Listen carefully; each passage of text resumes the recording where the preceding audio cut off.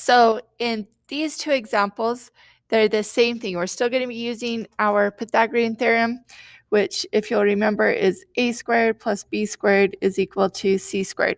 The only trick with this first example is that there's actually going to be two triangles. We're just going to have to do it twice. So let's look. We're going to draw this lovely triangle first. Again, it doesn't matter which one you do first, but we're going to look at this lovely, nice straight green triangle right there. Okay, so we're going to actually just go ahead and label this. Across from my right angle is my C, and we'll call this one A and this one B. So we're going to try and find that B very first. So again, A, or 12 squared, plus B, we're just going to call it B squared, is equal to C, or 29 squared. Okay, so we'll subtract our 12 squared from both sides. So B squared here is equal to, let's go ahead, 29 squared, subtract 12 squared, and my calculator gives me 697. Then go ahead and take the square root of both of those. So B is just equal to square root.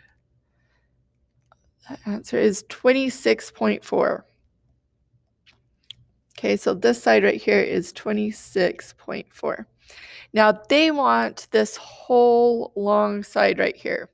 So we've got from here to here, so we've got to find this other side right over here. Let's actually do it in blue. They want us to find this side. So to find that, we're going to now use this lovely triangle.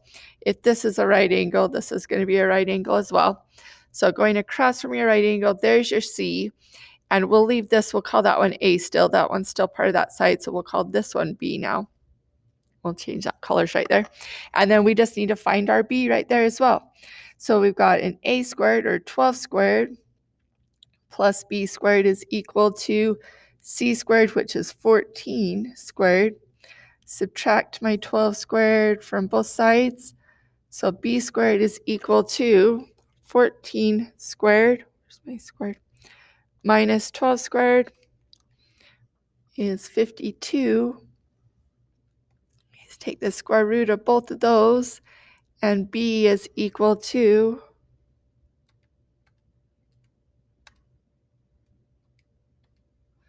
let's get that in the calculator. B is equal to 7.2.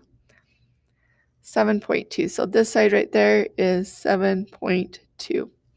All right, so in order to find X there, all we're going to need to do is add these two values together.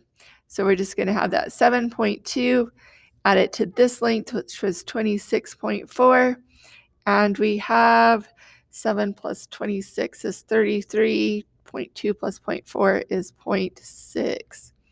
Okay, so that side there is 33.6. So again, same concept, just two problems.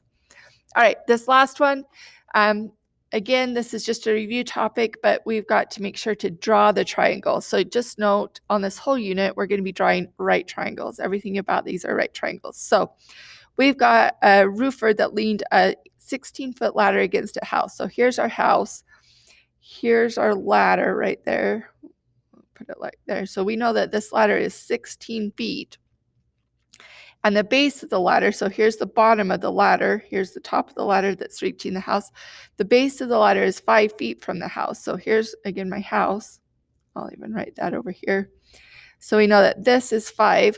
We want to know how high up the house does the ladder reach. So we're trying to find this X right here. We're trying to find that height from there to there.